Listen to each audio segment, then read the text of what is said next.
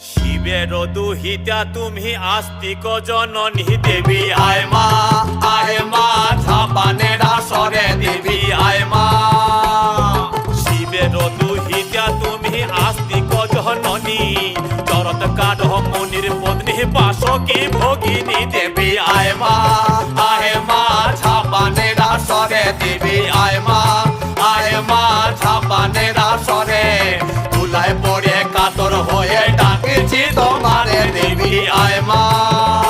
আরে সমাকুলি বসিয়া আছেন হিন্দু মুসলমান,